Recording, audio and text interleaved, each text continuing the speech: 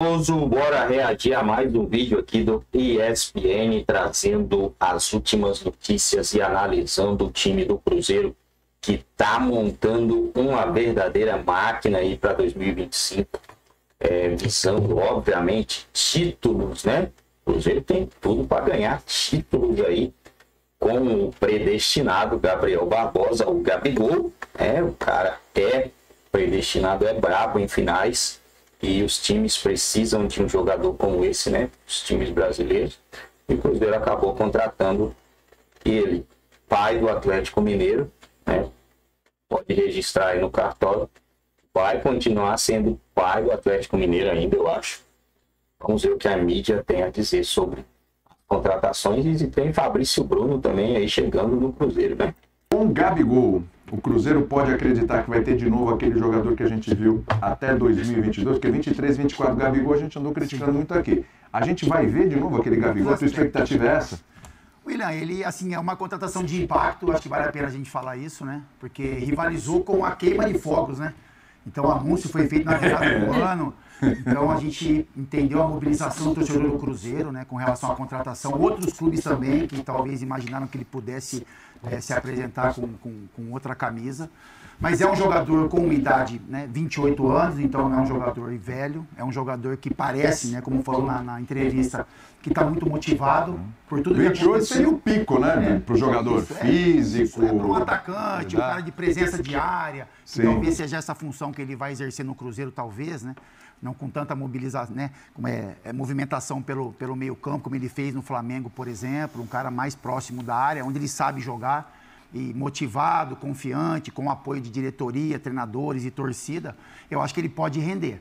Não sei se vai ser o Gabigol de 2019, por exemplo, 2020, mas eu acho que deve ser, né? E acho que o torcedor do Cruzeiro torce para que seja um Gabigol muito melhor do que, por exemplo, foi o ano de 2024 vestindo a camisa do Flamengo. Então é uma contratação de impacto, o Cruzeiro tem se mobilizado no mercado em busca de nomes, é um time forte, né? A montagem de um elenco forte para 2025 e eu acredito que o Gabigol pode render muito vestindo essa camisa do Cruzeiro.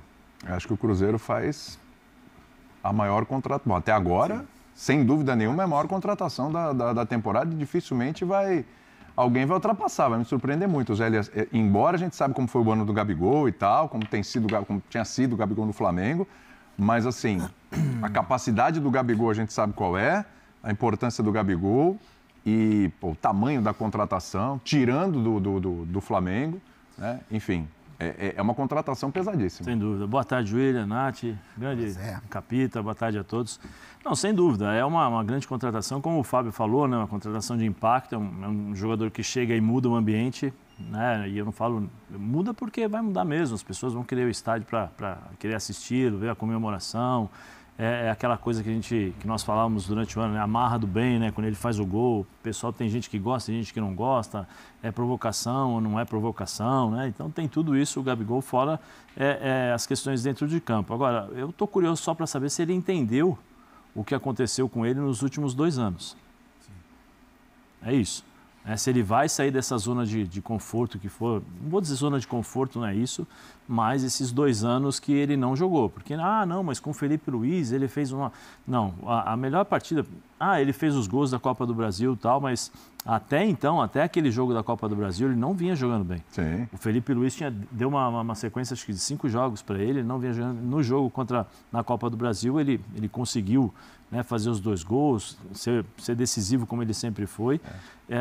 Espero isso. A relação com o Tite não era boa, mas o desempenho abaixo do Gabigol vem antes do Tite, inclusive. Sim. Outros treinadores. Então não dá para dizer, como ele deixou um pouco claro, não, porque o outro treinador não me respeitou.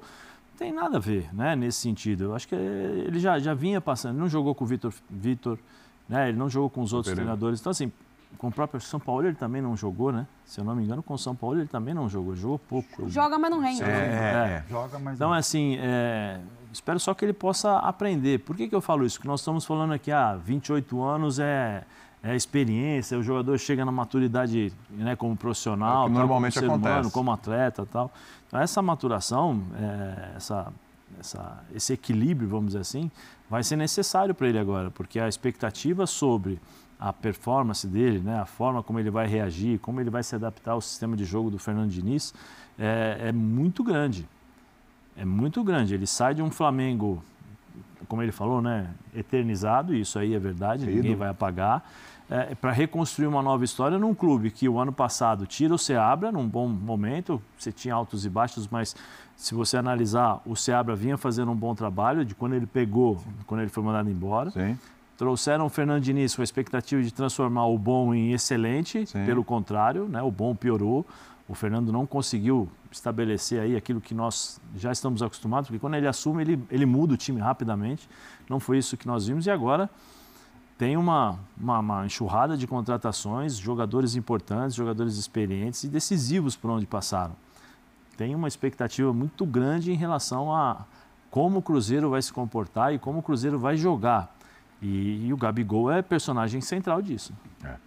Dá para a gente imaginar, Nath, o mesmo desempenho no Cruzeiro que ele teve no Flamengo? Porque no Flamengo foi um negócio espetacular. O que a gente está falando aqui dos últimos anos é uma história, mas assim, o quanto ele foi decisivo nas decisões de Libertadores, nos campeonatos brasileiros que o Flamengo conquistou nesse período, Copa do Brasil e tudo. Inclusive, na Libertadores era o Pedro a referência e o gol foi dele contra o Atlético Paranaense. Então, assim, dá pra gente imaginar aquele nível de Gabigol no Cruzeiro? O investimento do Cruzeiro é justamente para isso. Para gerar ao time esse aproveitamento. Quando o Cruzeiro faz esse movimento de dar o tempo de contrato que deu ao Gabi, com o salário que deu, a expectativa é de que ele possa representar aquilo que ele já representou no Flamengo. E aí a gente não vai comparar grandeza ou quantidade, porque só o tempo vai dizer o que ele vai construir dentro do Cruzeiro. Agora, o Zé ele cita um ponto que, para mim, é o mais importante nesse processo. Ele chega em um clube, em um time que tem uma filosofia hoje com o seu treinador totalmente diferente dos trabalhos que ele fez, com todos os treinadores que ele passou. O Diniz, ele rompe com qualquer trabalho desse que ele já teve. Então, é um rompimento que, se a gente parte de um processo, e aí os rapazes que estão aqui talvez consigam elucidar melhor para o fã de esporte, que ele vai ter esse tempo de preparação para o começo da temporada, ajusta. Agora, é um processo diferente para todo mundo. Para o Gabi, então, especialmente. Só que é um tipo de processo que favorece muito o atacante. É só lembrar o que o Cano fez. Sim. É só lembrar. Só que é um tipo de processo que exige muito do jogador. Sim. E aí eu vou bater de novo no que o Zé falou. Qual é o processo que ele está da carreira dele? Ele realmente assimilou? Ele chega a falar isso quando ele fala, é um novo momento meu, acho que é meu melhor momento pessoal e carreira. Aí eu já não concordo. Então, aí eu já não concordo. Como jogador e como pessoa, talvez o amadurecimento veio muito em função dessas últimas 2 temporadas. Mas a gente só vai saber disso ao longo desse 2025. Até brincando com o Fábio, ontem eu falei para você, né? A entrevista ele já mostra ele mais fininho, né? Mais fininho. Né? Mas ele faz isso também no início da temporada, né? Depois ele acaba com doping, o negócio do doping ficando fora, esperando o julgamento. Aliás, isso é um ponto bom, hein, Nath? Ele treinou antes, ele volta antes, treina melhor, se entrega melhor ali no começo da temporada, mas não consegue render. Isso é um ponto bom, Nath, que você tocou aí, porque é o seguinte, ainda não tem data ao julgamento, né? Bom sempre lembrar, né? Porque a gente fala de doping, não é que o Gabigol estava dopado, nada disso, não tinha nenhuma substância. Foi um desrespeito ao procedimento, né? Uma indisciplina com relação ao procedimento para a coleta, enfim. E aí o Gabigol acabou passando por um processo aí de ficar afastado no Flamengo e tal, esperando o julgamento. Aí vai ter um julgamento, em princípio, em fevereiro. Mas não tem data ainda, mas em princípio para fevereiro. Então, se o Gabigol for punido... São os mesmos, eu não sei como é que esse contrato, se tem alguma cláusula, alguma coisa, né? Serão os mesmos em caso de punição. Porque os advogados foram cedidos, se eu não me engano, pelo Flamengo, né? Pelo que eu lembro. Acho que sim, Zé, acho que sim. E aí, eu não sei se isso tem alguma cláusula, alguma coisa em relação a isso, se ele for punido e tudo, como é que fica a situação para o Cruzeiro. Mas se ele for punido, evidentemente não vai poder jogar. Então, eu imagino que o Cruzeiro tenha se calçado com relação a isso. Essa suspensão, porque se eu não me engano, e aí isso já se falava em época de Flamengo, seria contada a partir do dia lá, né, da indisciplina. Lá do ato. Então, aí você pegar um ano, já cumpriu. Então tem que ver como é que isso vai ser julgado e como é que vai faltar. E até com relação ao Cruzeiro, ao ao julgamento tem uma disputa ali pro Gabigol também, né, William? De posição. Tem uma disputa ali. São muitos jogadores. Tem o Cruzeiro, tem o Caio Jorge, né, que é um jogador de área. Tem o Bolassi, que chegou também, que é um jogador de área, enfim. Então, tem o Dineno, né, que também tem lá. Então, mas aí a pergunta para vocês. Só até respondendo a tua pergunta, o Gabigol teve assistência jurídica do Flamengo, mas contratou um advogado para defendê-lo. Só uma coisa, eu não imagino o Gabigol, você falou da disputa, mas eu não imagino uma contratação dessa e o Gabigol chegando para disputar a posição. Não é uma contratação que é uma contratação que chega para jogar o Gabigol. Vou dar a camisa mas lá para ele. Mas não vai deixá-lo confortável. Eu acho que isso é importante também. Sabe? Porque assim, o Gabigol a gente sabe como ele é. Eu acho que o retorno em campo, ele passa muito também pelos bastidores. A forma como diretoria, torcida, imprensa cria um ambiente favorável a ele. A gente sabe que o Gabigol ele gosta de ser protagonista. Ele gosta. No Flamengo, quando ele chega como protagonista. O melhor momento dele, ele era o maior jogador do Flamengo. Tinha jogadores que contribuíam nas atuações, com destaque, né? Só que ele era a figura principal, principalmente na arquibancada. E eu acho que isso ele vai ter que criar no Cruzeiro, né? Essa conexão que eu sempre falo, eu acho que é muito bacana para jogadores do perfil do Gabigol. Essa conexão arquibancada-campo, ele se sentir tão importante quanto para o torcedor também, mas tem uma disputa ali. No Flamengo, quando abriu uma disputa real com o Pedro, a gente percebeu que ele sentiu, né? Ele sentiu o baque. O Pedro era um jogador que ofereceu muito para o Flamengo nessa questão de fazer gols. Então, não é um jogador que chega para ser um titular absoluto e único na posição. Ele tem 2 jogadores que foram, né, o Caio Jorge, que já estava, e o Bolassi, que foi contratado para atuar nessa... E tem o Lautaro. Ainda tem o Lautaro. Exatamente também, né? isso. Então, vamos entender como é que o Gabigol vai reagir a isso também, com relação a essa disputa no dia a dia, né? Chega o Dudu também, né? O Dudu tem uma maneira de jogar específica, como é que o Dudu vai se comportar, talvez, ao lado do Gabigol, como é que o Diniz vai formatar esse time. A gente pode ter um novo Bruno Henrique e Gabigol com Dudu e Gabigol, né? Mas é característica diferente. É diferente. E 2 que não oferece muita velocidade. Momentos. Sim, é isso. Eu acho que são caras que venceram demais, que têm uma idade para entender a importância que eles representam no tamanho da contratação e que devem estar motivados, porque a cobrança foi muito pesada, né, William? Então, assim, a cobrança em cima do Dudu, ela foi pesada. Pra caramba. A gente, né, todo mundo fala, o Dudu não consegue entregar mais do que se espera dele, então ele tem uma nova possibilidade. O Gabigol, a mesma coisa, né? Muita gente questionou os últimos anos do Gabigol. O Gabigol vai retomar novamente as atuações que teve, né, nos anos, né, de glória dele no Flamengo. Então, ele tem uma nova possibilidade, chegando com status, né? Como eu falei, anúncio na virada do ano, parece que foram quase 40 mil ingressos vendidos para a apresentação dele, então isso mostra o tamanho da expectativa do torcedor do Cruzeiro. Então, assim, nome, né, história, currículo, esses caras têm muito a oferecer. Agora tem a questão de campo. E a postura dele dentro de campo vai ser muito observada. Sim.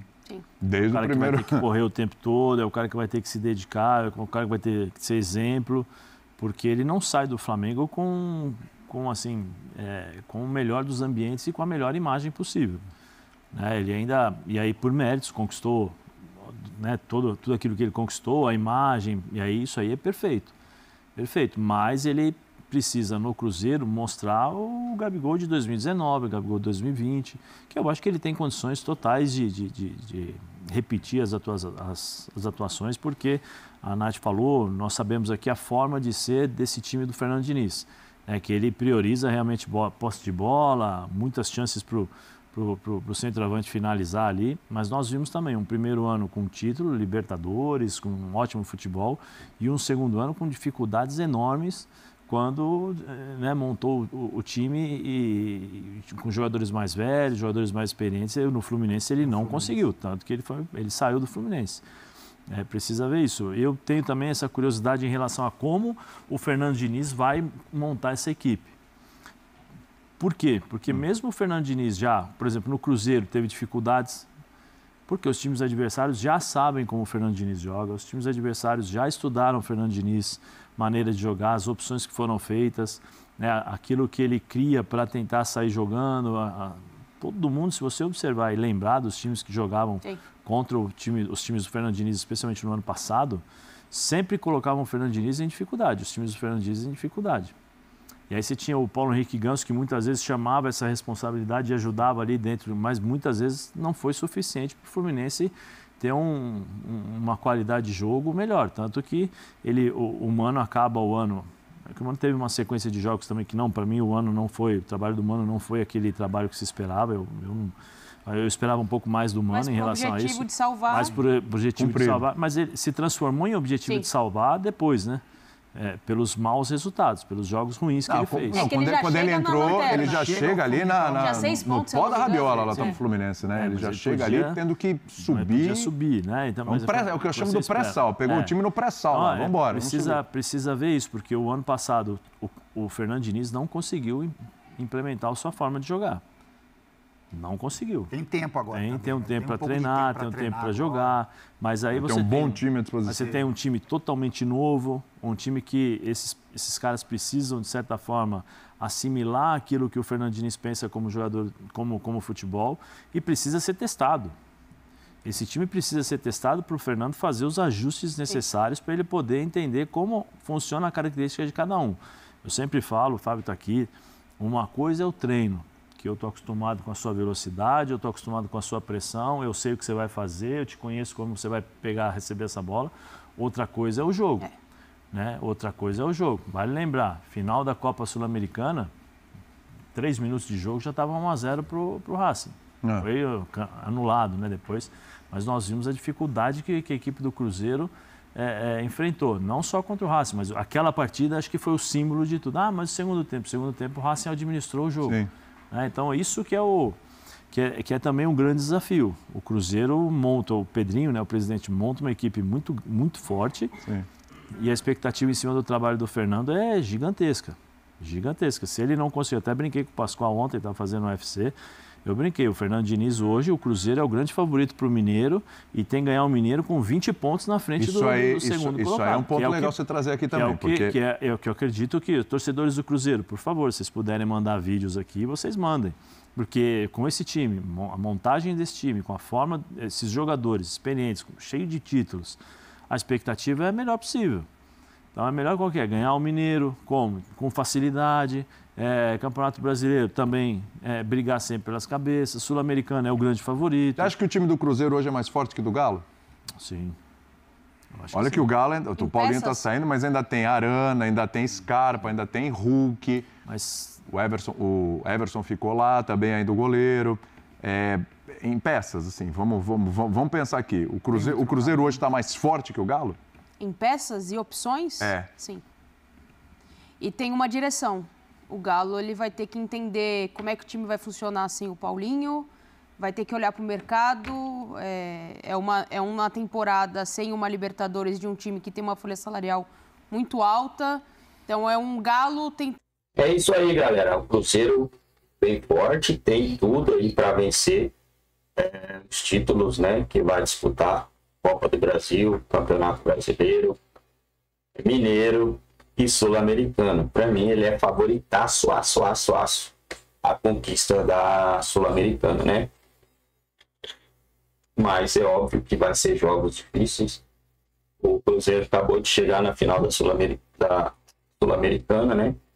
Se tivesse vencido, estaria em fase de grupo da Libertadores, mas não foi dessa vez. E foram gols bobos que o Cruzeiro acabou sofrendo, né? Infelizmente. Vamos ver como esse time vai se comportar, esse novo time, como o Diniz vai montar esse time, né? Porque é um baita elenco. Tomara que dê tudo certo, que o Cruzeiro consiga aí alcançar os seus objetivos da temporada, que é vencer títulos e fazer o torcedor aí voltar, né, aos anos gloriosos, às conquistas, e tem tudo para isso acontecer agora, né, cara? O elenco, a responsabilidade do Diniz vai ser muito grande, porque o elenco que vão largar na mão dele aí, se não render, meu amigo, aí é brincadeira, né?